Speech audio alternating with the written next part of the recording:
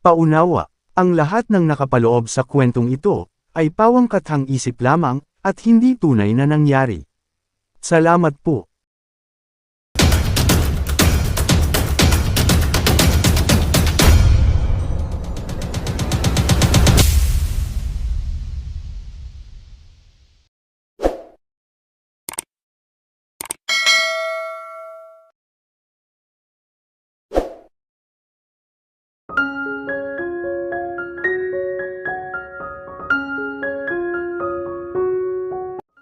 Magpapakasal na ako, Papa.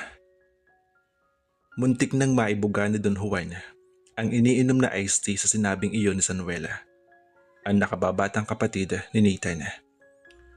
Nasa harap silang tatlo ng mahabang dining table sa loob ng kanilang mansyon. Isa iyon sa madalang na pagkakataon na nagkasabay-sabay sila mag-aama sa hapunan.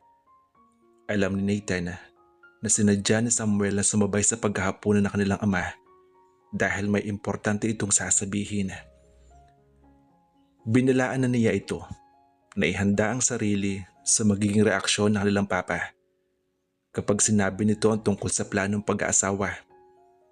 Gaya ng inaasahan, nagbago ang ekspresyon ng mukha ng papa nila nang sabihin ni Samuel ang tungkol sa planong pagpapakasal. Agad na nagsalubong ang mga kilay nito at naggalawan ng mga muscles sa mukha. "Anong sabi mo?" tanong nito matapos ibaba ang kutsara at tinidora sa gilid ng plato nito at magpunas ng bibig. Napasulyap si Samuel sa kanya bago nito inulit ang sinabi sa papa nila. "Magpapakasal na ako, Papa, sa next month." "Ano? Anong kalokohan to, Samuel, ha?" Halos dumagundong ang makapangyarihan tinig ng kanilang ama. "Papa, kalokohan ba iyong kagustuhan ko magpakapamilya, ang magpakasal?" Bagamat malaki ang takot sa papa nila, ay nagawang makapangtwiran ni Samuel. "Di ba sinabi ko sa inyong dalawa na hindi nyo dapat siniseryoso o mga babae?" Galit na reaksyon ng kanilang papa. Lihim na napailing si Nathan habang patuloy sa pagkain. This was what he hated about their father. Ang unang utos nito sa kanila ay huwag magkaroon ng seryosong involvement sa mga babae. At higit sa lahat, huwag sila magpapakasal. "I'm sorry, pa," sabi ni Samuel. "Sinubukan ko naman eh. Sinubukan ko sundin ang utos nyo na never to get seriously involved with any woman. At lalong huwag ibigay ang pangalan natin sa kahit sinong babae dahil sabi nyo, iyon ang sisira sa amin, sa pangalan natin, sa pagkatao namin, at sa mga disposisyon namin sa buhay. You told us that women are like rust to iron." Paulit-ulit kong sinabi yan sa inyo. Matagal ko nang isinaksak yan sa isip ninyo. Pero ano nangyari at ngayon sinasabi mong papakasal ka, ha? Dahil sa galit, ay halos lumabas ang litid na kanilang ama.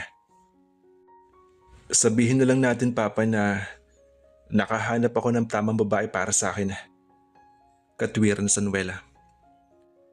Tumigil sa pagnguya si Nathan at matamang nakinig sa diskusyon ng ama at kapatid. Ano't anuman, nakahanda siyang suportahan ang desisyon ni Samuel.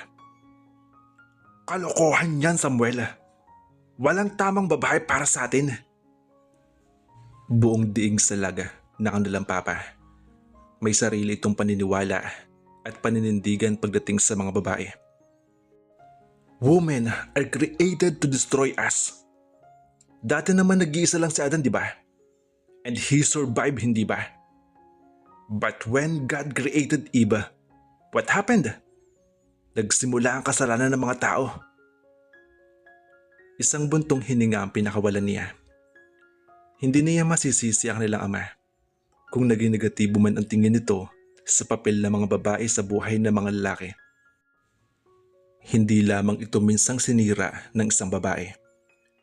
Nagsimula iyon nang tuksohin ito ng babaeng isa palang oportunista, si Monica. Natukso ito sa babae at nagkaroon ng maikling relasyon dito. Nagkaanak pa nga ito kay Monica. Nobya na nito noon ang kanilang mama. Nang malaman ni Monica na ikakasal na kanilang papa, nagbanta itong gagawa ng gulo sa mismong araw ng kasal ng papa nila sa kanilang mama. Pagkatapos ay ibablackmail ito ni Monica para lamang hindi magulo sa araw ng kasal. Kung ano-anong hinihingi ni Monica sa kanilang ama para lamang hindi ito lumantad at guluhin ang pagkasama ng papa at mama nila. Ngunit hindi naglaon ay lumantad din ito at gumawa ng gulo. Nagalit ang mama nila nang lumabas si Monica at sabihing may anak ito sa kanilang papa. Isang malaking iskandalo iyon dahil ginawa ni Monica ang pagbubunyag sa mismong birthday party ng mama nila na ginanap sa resort ng pamilya sa Laguna. Inaagaw nito ang microphone at sinabi sa lahat kung sino ito. Kasama pa nito ang anak na lalaki na noon ay 7 taong gulang na at kamukhang kamukha na kanilang papa. Iyon ang naging dahilan ng pagkasira ng pamilya nila. Sa galit ng mama nila, nakipaghiwalay ito sa papa nila. Kahit anong pagmamakaawa ng kanilang papa, ay hindi na nito pinatawad ng mama nila. Umalis sa kanilang mama papunta sa Amerika kasama sila Samuel. Hindi na buo ang masayang pamilya nila. Ayaw na mapagbalikan ng mama nila sa kanilang papa. Tuluyan pa sila nitong inilayo ni Samuel. Halos gumuho ang mundo ng papa nila noon dahil mahal na mahal nito ang mama nila at napaka-importante nito ang pamilya nila. Napabayaan nito ang mga negosyong katuturnover pa lamang dito ng ama nito, pati na ilang negosyong sinisimulan nito na maganda na sana ang takbo. Sinamantala ng mga kasosyo nito ang magulong isip at sitwasyon nito dahil 1 taon nitong ikinulong ang sarili. Nagising na lamang ito na wala na sa kamay nito ang ilang negosyo. Nag-attempt pa nga itong mag-suicide dahil doon. Nasira na ang pamilya nila. Niloko pa ito ng mga kaibigan at kasosyo ng negosyo. Namatay ang mama nila 4 na taon pagkatapos na tumapaghiwalay sa papa nila na masama pa rin ang loob. Pagkalipas ng 10 taon, may nakilala ang kanilang papa na isang sumisikat na model turned actress, si Carla. Muli itong sumubok na magmahal at makaraan ng 2 taong paglilib-in ay nagpakasal ang mga ito para lamang muling mabigo. Dahil hindi pa nagtatagal, sumama si Carla sa driver bodyguard nitong mas bata sa kanilang ama. Hindi niyo ba natatandaan kung papaano ako nalagay sa malaking kahihiyan dahil sa paminhindiro sa akin ni Carla? Galit na pagpapaalala sa kanila ng papa nila. Pinagtawanan ako ng mga kaibigan ko at ng mga kalaban ko sa negosyo. Sa estado natin ngayon sa lipunan, ang pangalan at dignidad natin ang pinaka-importante.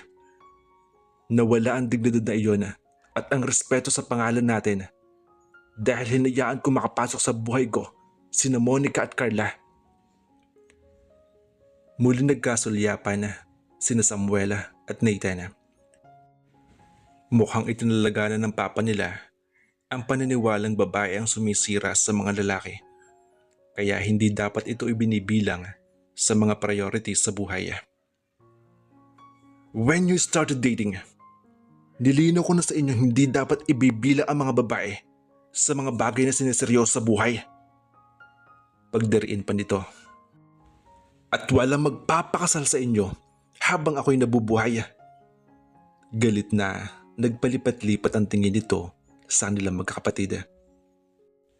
Pa, noon pa ay sinasabi ko na sa inyong hindi namin may papangako na masusunod namin ni Samuel ang batas na ginagawa nyo.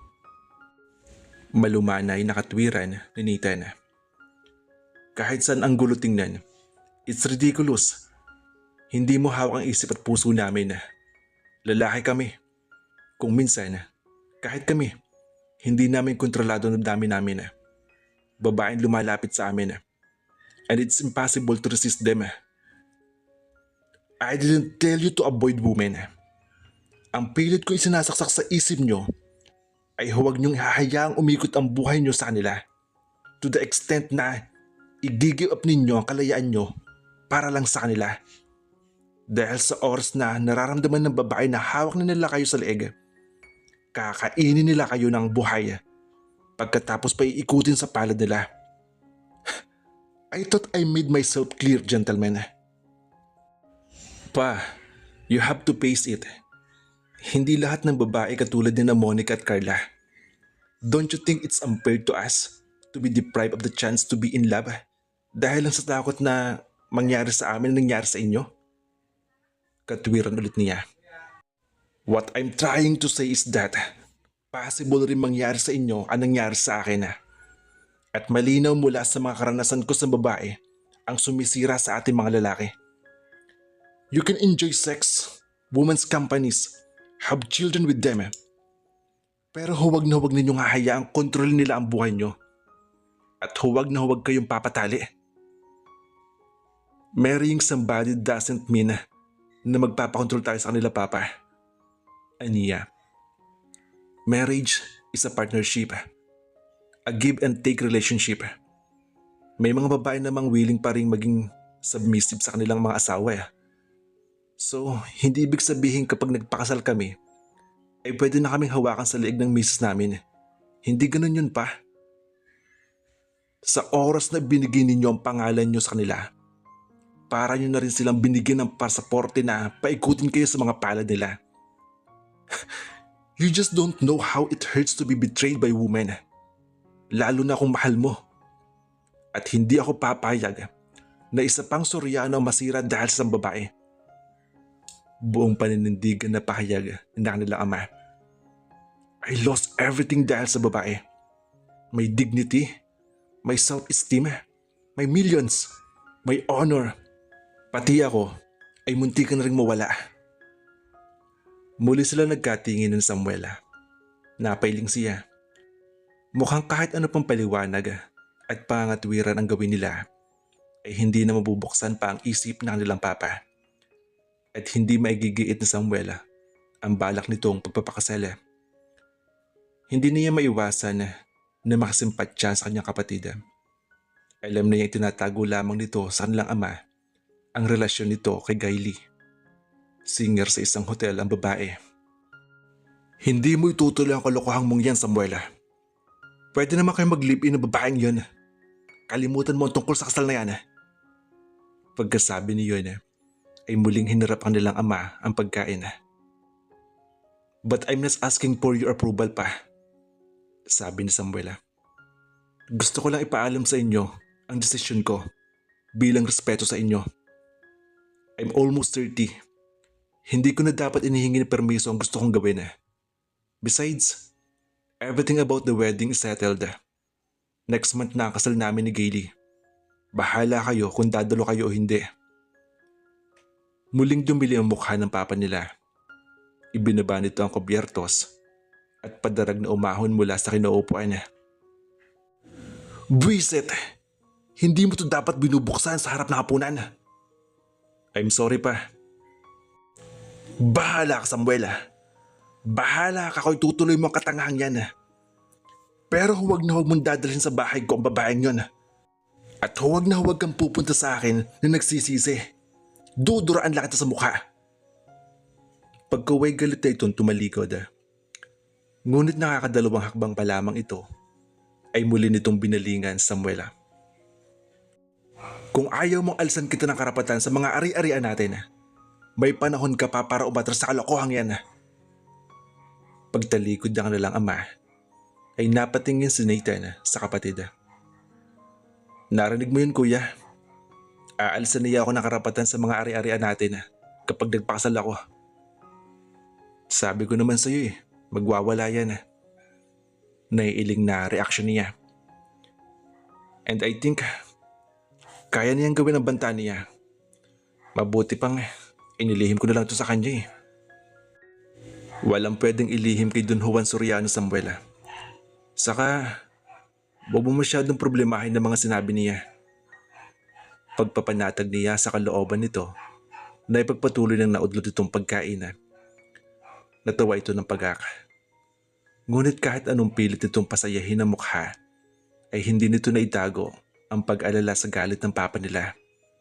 They knew their father as a formidable man. Kung paano nito pinataob ang mga kakompetensya sa negosyo, ganun din nito napapasunod sa isang kumpas lamang na kamay nito ang mga taong nasa ilalim ng kapangyarihan nito. Batas ang bawat sabihin nito, lalo na sa kanilang ng mga anak nito. Stick to your decision, Samuel. Panindigan mo yan kung talagang mahal mo si Gailey. Sabi pa niya para palakasin ang loob nitong ituloy ang desisyon. Para mapaya si Papa, patunayan mo sa kanilang mali siya. Go on with your plans. Huwag kang matakot sa banta niya. Nasa likod mo ako. Kung saan ka masaya, suportahan ta ka. Biro pa niya at tinapik ito sa balikat. Napangiti ito. Salamat kuya. Ngumiti din siya sa kanyang kapatid. Samantala, Kayla point of view. Mapangasawa mo lang isa sa mga Soriano. Swerte mo na, Kayla. Sabi sa kanya ng kaibigan niyang si Gina. Guwapo na, madutong pa. Nasa Villareal Island sila. Dahil sa imbitasyon na kaibigan nilang si Monette, nakadarating lamang mula sa Japan. Nakapangasawa ito na mayamang Pilipino-Japanese at nakatakdang ikasal ang dalawa sa susunod na araw na gaganapin doon. Bukod sa kanila ni Gina, ay dapat kasama rin nila sa pagpunta sa Villareal ang isa pa nilang barkada na si Irene. Ngunit susunod na lamang daw ito at nagkaroon lang daw ng problema. Sa pagpunta nila sa isla, nagkataong iyon ang araw ng kasal ni Samuel Soriano, ang bunsong anak ni Don Juan Soriano. Nakiasosyo sila ni Gina sa kasalan dahil big crush nito si Nathan Soriano, ang nakakatandang kapatid ni Samuel. Pag-aari ng pamilya nito ang isa sa pinakamalaking construction companies na hindi lamang sa Pilipinas kundi maging sa ibang bansa. Pag-aari din ng mga Soriano ang isa sa pinakamatagumpay at pinakamalaking telecommunication company sa bansa, pati na ang isang chain department store sa buong bansa. Ang isa sa tatlong anak ni Don Juan ay kilala niya, si Jacob Soriano. Nalaman niyang anak ito sa labas. Ipinakilala ito sa kanya ng nakakatanda niyang kapatid na si Jamie noong nakaraang taon. Nanligaw pa nga ito sa kanya. Kung panliligaw ngang matatawag ang ginawa nito. Ngunit sa halip na ma-attract siya rito dahil isa itong Soriano at idiretso sa kanya ng Kuya Jaime niya, iniwasan pa niya ito. Jacob Soriano was rude, arrogant, and despicable. Nasa utak nito ang pagiging Soriano. Iyon ang tingin sa sarili ay Diyos. Hindi sana niya gusto makisosyo sa kasal ni Samuel Soriano at Gailey Paneda. Pero nadala na rin siya ng panghihila ni Gina at ng curiosity niyang makita ang Soriano brothers. Lalo na si Nathan Soriano na bukang bibig ni Gina. Mula sa malayo ay tinanaw nila ang magandang bride at gwapong groom na sinalubong ng mga well-wishers. Ang gwapo ni Samuel, no? Ani ni Gina. Pero mas gwapo pa rin si Nathan. Nathan na naman, bulong niya. Porgang-porga na siya sa pangalang iyon kapag si Gina ang kausap niya. Nakikita mo yung matangkad na lalaking medyo wavy ang buhok? Iyon naka-black na Amerikana. Sinundan niya ng tingin ang itinuro nito.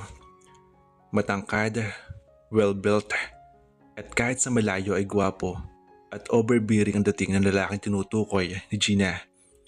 Mukhang mas gwapo nga ito kaysa sa groom. Maraming gwapo ng mga oras na iyon sa Villareal Island. Ngunit may kung anong special na aura nito na madaling makatawag na pansin. Namumukod tangi si Nathan Soriano kahit nasa gitna na makapal na crowd. So, siya pala si Nathan Soriano. Lihim siyang napaismid habang nakatutok ang tingin sa lalaki. Kung si Gina ay halos magkanda pilipit ang liig dahil dito, siya, deadma, kahit pasaglit din itong natawag ang pansin niya. Itinuring niyang isang ordinaryong lalaki lamang ito na hindi na dapat pag-aksayahan ng atensyon. Hindi na rin naman bago sa kanya ang itsura nito. Kahit noong hindi pa niya ito nakikita ng personel, marami na siyang naririnig tungkol dito. Nakita na niya ito sa cover ng isang magazine. Ipinapahiram pa nga sa kanya ni Gina ang kopya ng George, isang business magazine kung saan nakapicture si Nathan. Saglit lamang niyang pinagtuunan ng pansin ang mga larawan nito noon. Hindi niya pinagkaabalahang basahin ang mga artikulo na nakasulat doon tungkol dito. Para sa kanya, being a Soriano didn't make him a special man. Ilang ulit na rin niya ito nakita sa mga interviews sa TV at maging sa mga movie magazine dahil hindi lamang ito minsang nalink sa mga sikat at nagagandahang showbiz personalities. Hi, Nathan Soriano, the man of my dreams. Sana mapansin mo naman ako. Naibulalas ni Gina habang nakatanaw sa kinaroroonan ni Nathan. Pansinin ka naman kaya nun. Natatawang sabi niya. Alam ko medyo malabo. Kasi hindi mo naman ako kasing ganda eh. Pero ikaw, Kayla, kapag nakita ka ni Nathan, yung gandang pilit mo lang tinatago. Nako, for sure. Hindi ka niya basta lalampas lang ang tingin. Excuse me, hindi ako interesado sa kanya, no? Pairap niyang sabi. Nasasabi mo lang yan dahil sa bad experience mo sa isa pang Soriano, sa brother niyang si Jacob. Ay, ewan. Bukod sa walang apil sa akin ng mga Soriano, Jacob just give me an idea kung anong klaseng mga lalaki sila. Ubod ng yabang. Ang tingin sa sarili nila ay high and mighty. Mga haring kailangan yukuran. Pero Kayla, iba naman si Nathan kay Jacob ba? At paano mo naman nalaman? Tanong niya nakataas sa mga kilay. Mga hambog yan, Gina. Akala mo kung sino? Si Jacob? Porke anak siya ni Don Juan Soriano? Akala mo pwede na niyang bilhin ng kahit na sino? Kung hindi ko pa nga siya tinutukan ng baril hindi pa siguro ko titigilan ng lalaking yun. Kayla, iba ang ina ni Jacob. At sa naulinagan ko, hindi close ang Jacob na iyon kina Nathan. Alam ko iyon. Nabanggit sa akin ni Kuya Jaime na may Cold War ang magkapatid na si Nathan at saka Jacob. Pero isang dugo pa rin ang pinanggalingan nila. At kung si Jacob nga na isang illegitimate son, mayabang na. What more si Nathan na mga tunay na anak, di ba? Eh di mas spoiled ang mga iyon at mas lumaking parang mga prinsipe. Nang maalala niya ang hindi magandang karanasan niya kay Jacob, ay hindi maiwasang madamay si Nathan sa kanyang inis.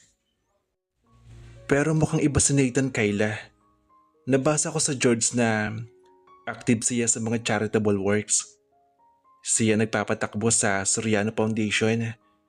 Wala rin tayong marinig na masamang sinabi ng mga empleyado tungkol sa kanila, di ba? Huwag mo nang ipagtanggol yung man of your dreams, Gina. Mabuti pa halika na. In the first place, hindi naman tayo dapat nakikasosyo sa kasalang ito, di ba? Hinila na niya ito palayo sa garden ng resort na pinaggaganapan ng magarbong kasalan. Ang KJ mo talaga, Kayla. Saka para kang bato. Ikaw lang yata ang hindi naapektuhan ng karisma ni Nathan Protesta nito habang pabalik sila sa hotel. Hay nako, Gina. Sinasayang mo lang ang panahon mo sa isang lalaking parang nagbibilang lang ng barya kung magbilang ng girlfriends. Kapag na-inlove ka sa kanila, Para ka na rin kumuha ng batong ipinukpok mo sa ulo mo. Libangan lang sa kanilang babae, no? Bakit nagpakasal si Samuel Soriano? Siguro, naiiba siya sa mga kapatid niya.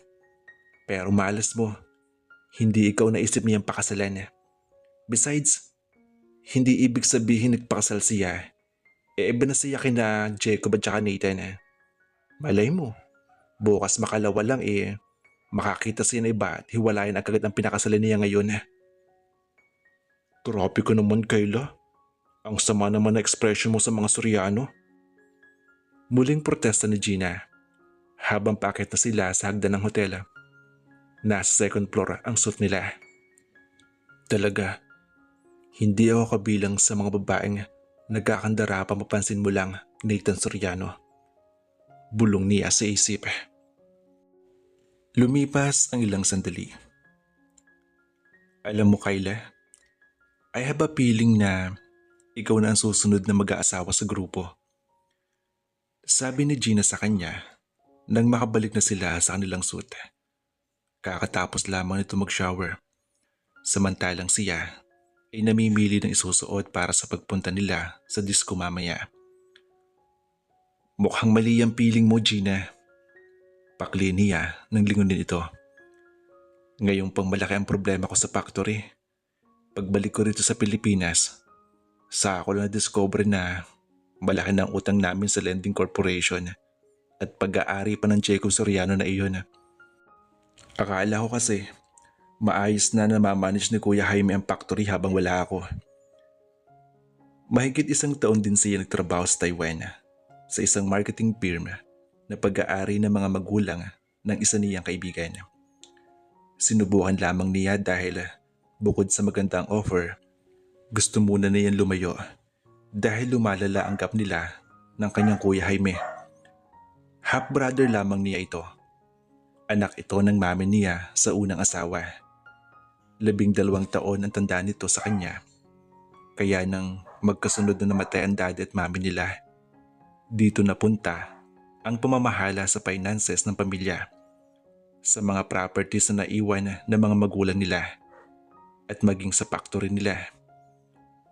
Isa iyong maliit na factory na nagmamanufacture ng leather products tulad ng wallet, sinturon, baga at sapatos. Subalit mula nang malaya ng papasukin ng mga imported shoes sa bansa, ay isa ang negosyo nila sa mga naapektuhan. Napilitan silang itigil ang produksyon ng sapatos. Hindi niya nagustuhan ang naging pamamalakad ng Kuya Jaime niya sa factory.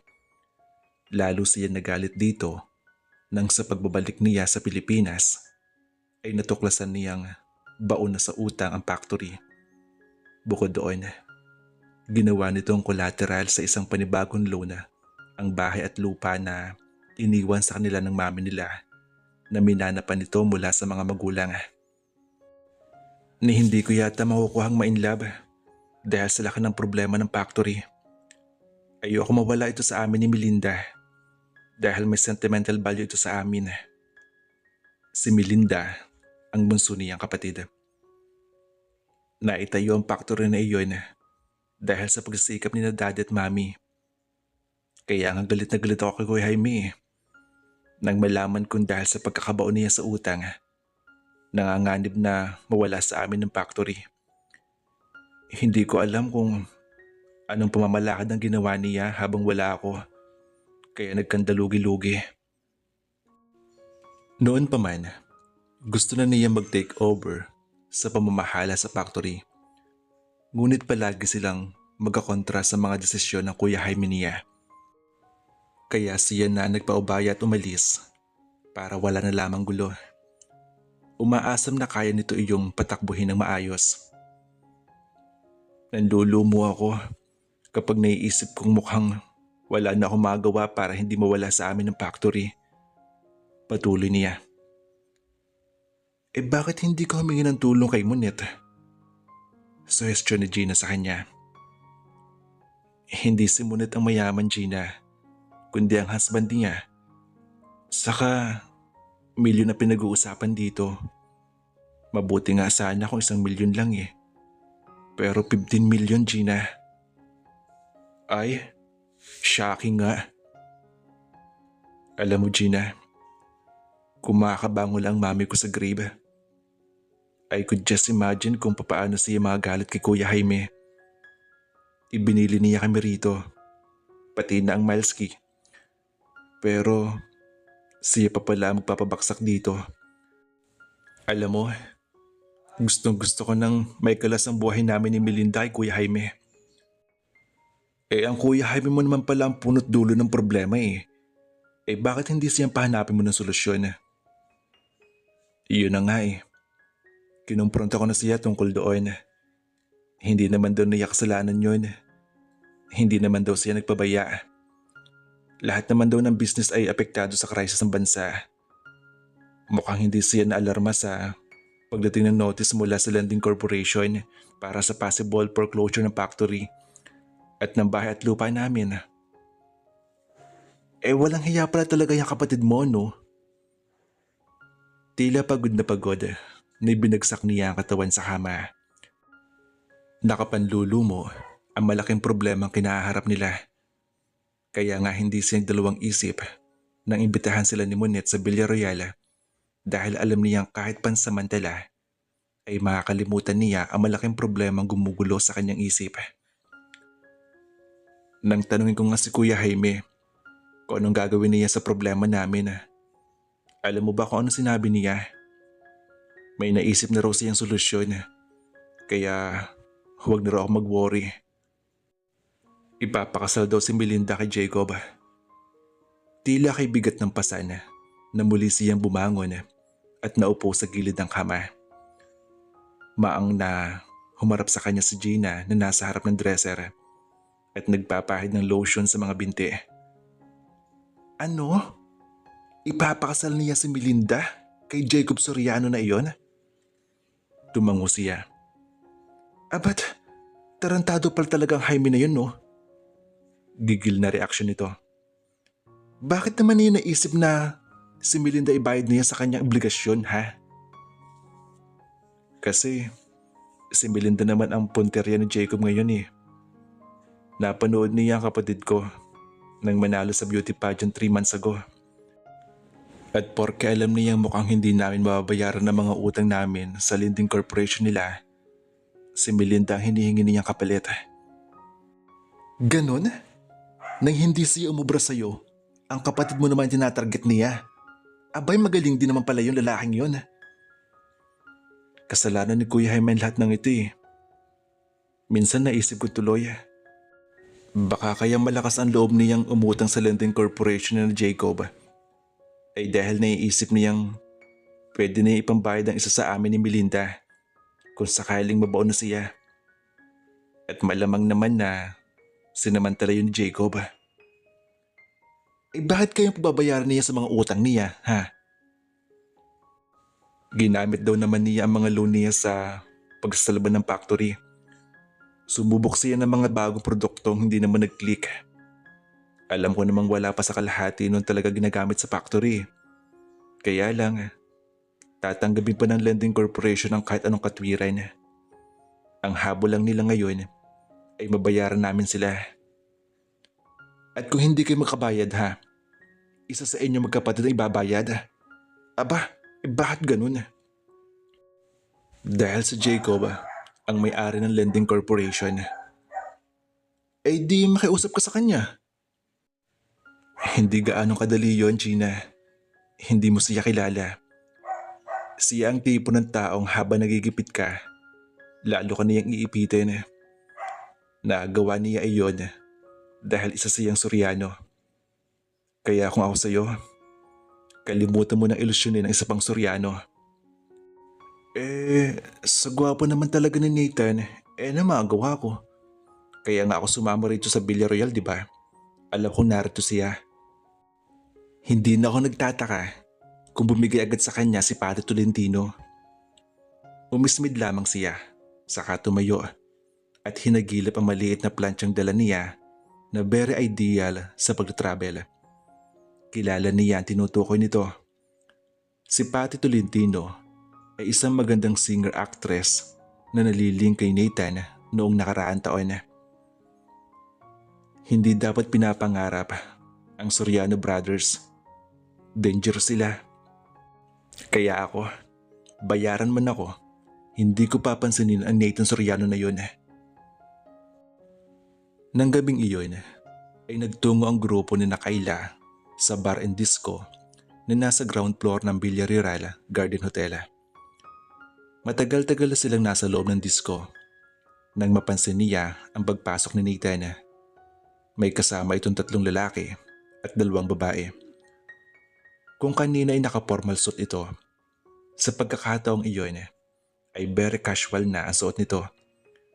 Ngunit kahit ano yatang isuot nito, he still had that magnetic aura. He looked as if he had that supreme self-confidence.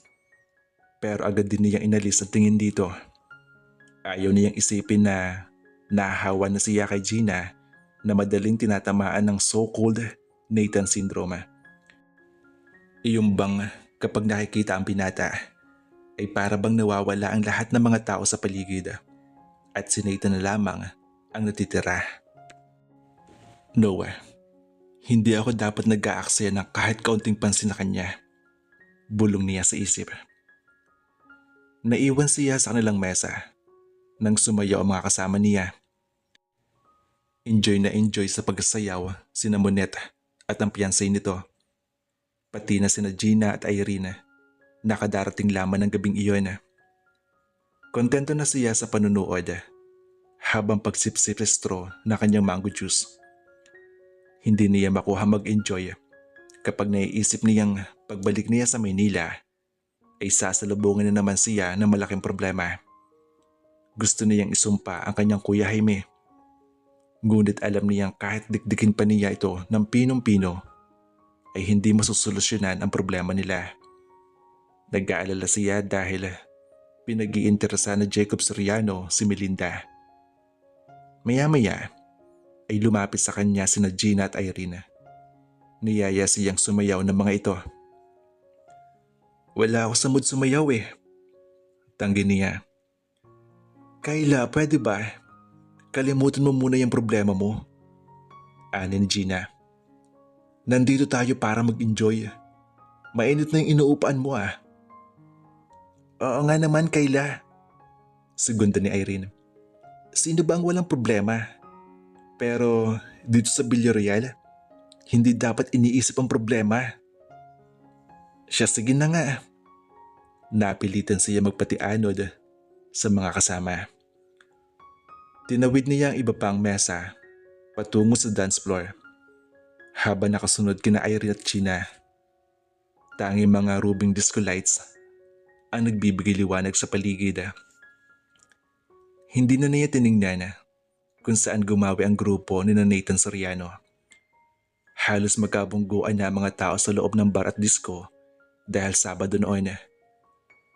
Ngunit habang papunta sila sa dance floor, ay nagulat siya nang maramdaman niyang may dumakma sa umbok na kanyang puwitan.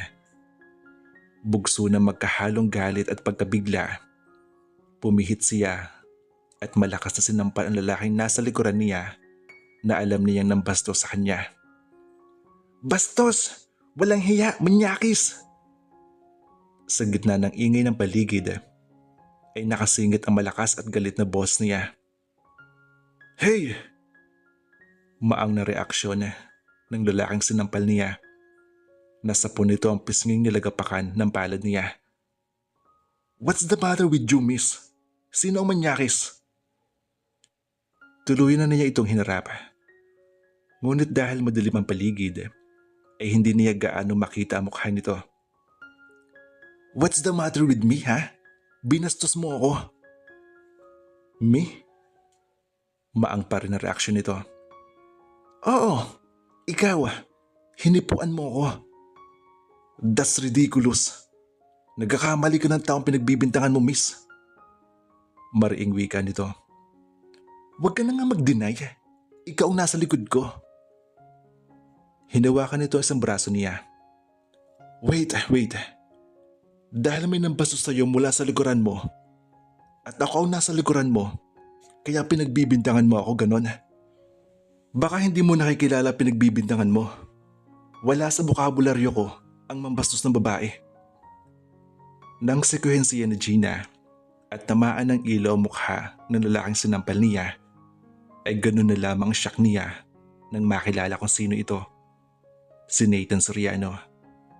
Galit ang nasa mga mata nito na magtama ang kanilang mga tingin. Ramdam niya ang mahigpit na pagkakahawak nito sa braso niya na para bang bakal. Matagal bago siya nakaapuhap na sasabihin. Pero may nambastos sa akin eh. Dinakma ang behind ko. I'm not that stupid para mag-imbento ng kwento. Nagpalingali nga siya sa paligid. Hinahanap niya ang lalaking posibleng nambasto sa kanya kung nagkamali nga siya ng taong pinagbibintangan. See? Hindi ka sigurado kung sino nambasto sa'yo kanina. And yet, sinampal mo agad ako. Para siyang inurungan ng dila sa galit na nakikita niya rito. Siguruhin mo muna ang taong aakusahan mo bago ka manampal. Baka sa'yo bumalik ang kahihiyan. Napatda siya. Nagkamali nga lang ba siya ng taong pinagbibintangan? Matalim ang ipinukol at tingin sa kanya ni Nathan. Pati na mga kasama nito ay tila ba nagtatawa at nangiinsulto sa pagkakatingin sa kanya. Nang mapansin niya nagsisimula na silang tumawag ng atensyon, ay lalo siya ng liit sa hiya. Sa dami na mapagbibintangan niya, bakit si Nathan Soriano pa?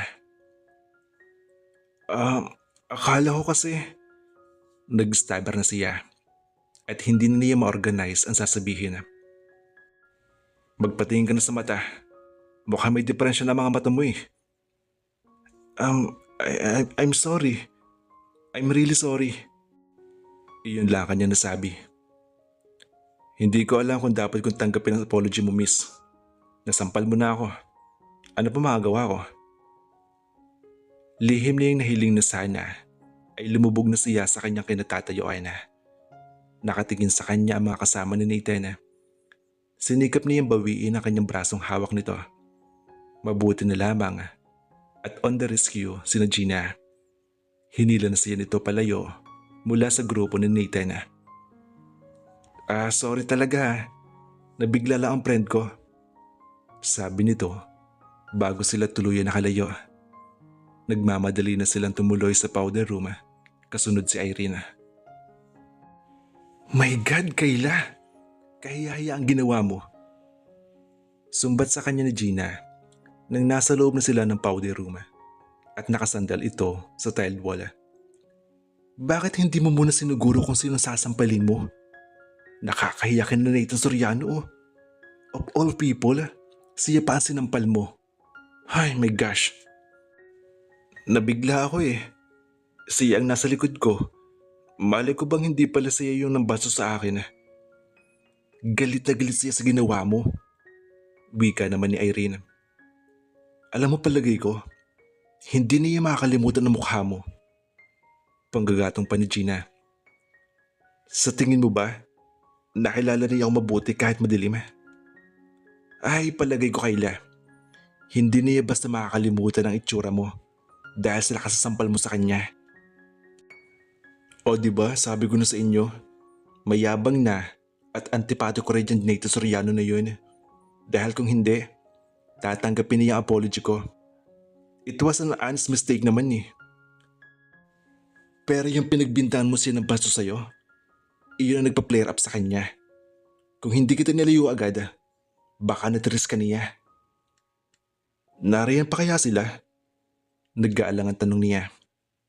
Oh, dinahiya ka sa ginawa mo. Natatawang komento ni Irene.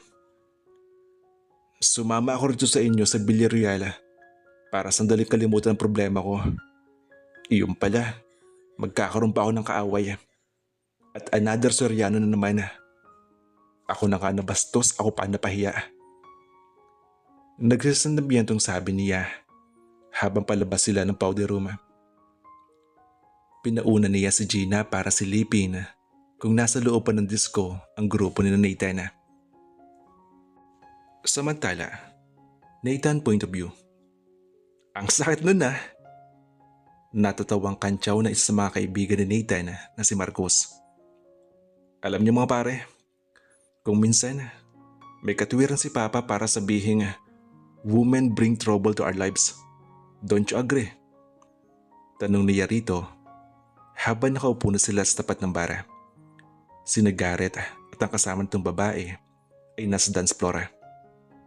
Yeah, I agree pare. Sang-ayon nito.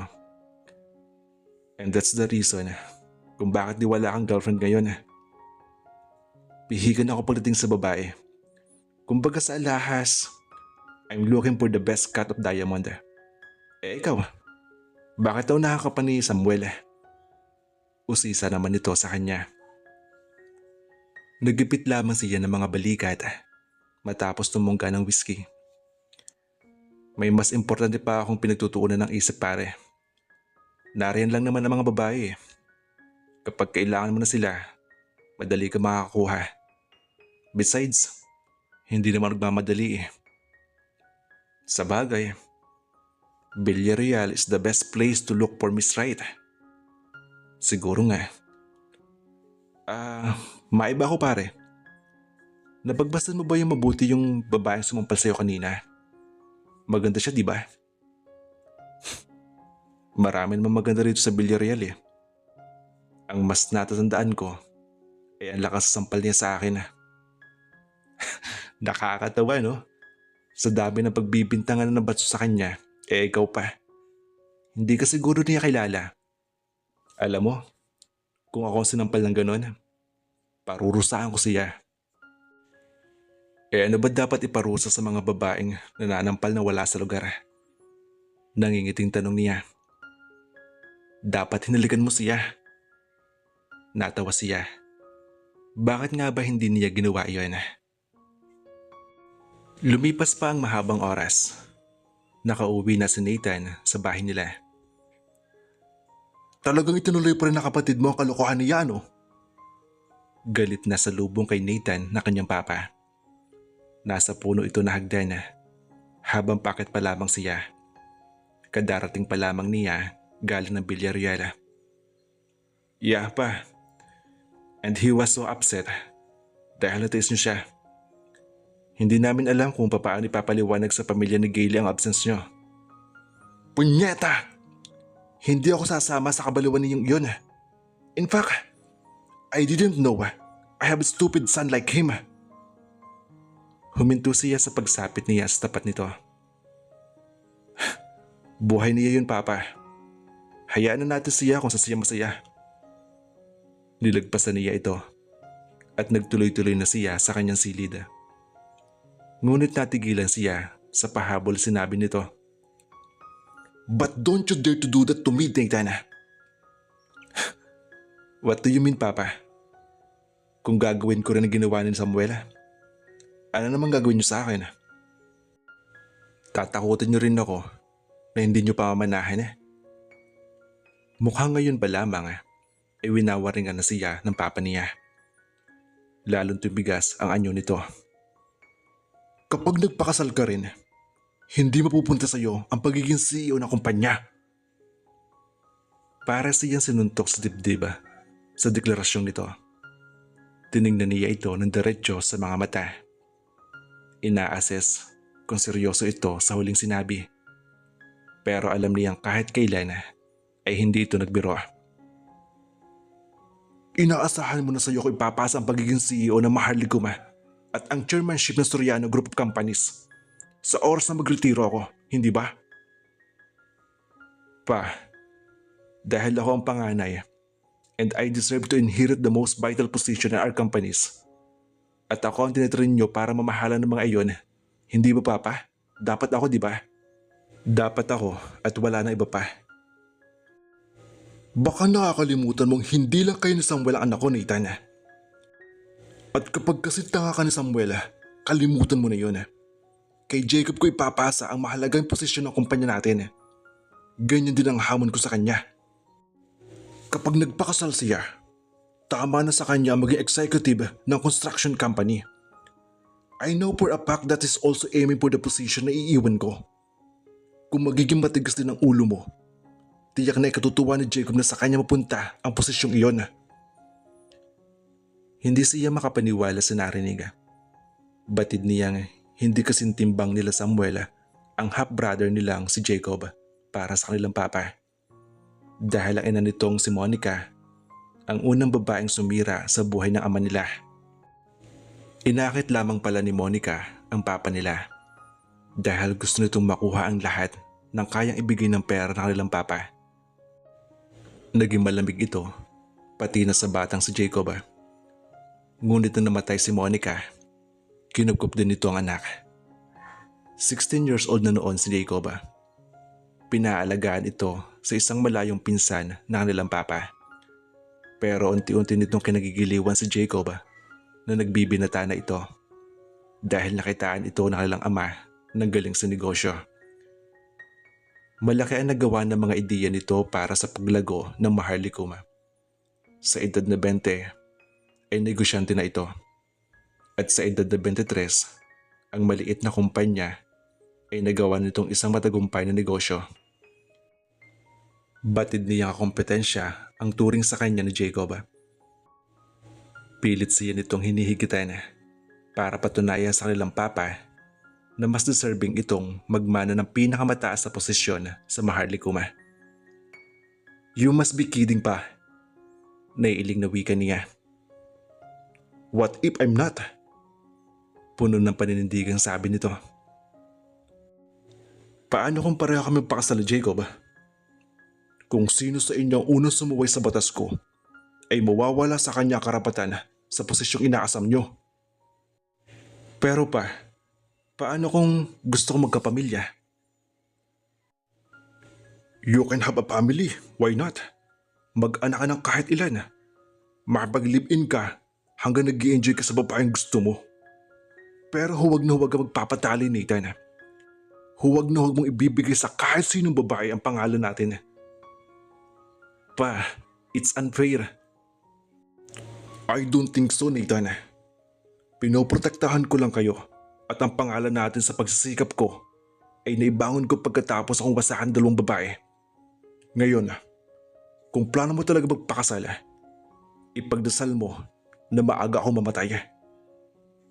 Nang tumalikod na ito, ay naiwan pa rin siya nag-iisip habang nakatayo sa tapat ng kanyang silid. Don Juan Soriano is impossible. Bulong niya sa isip habang tanaw-tanaw niya ang papalayong ama.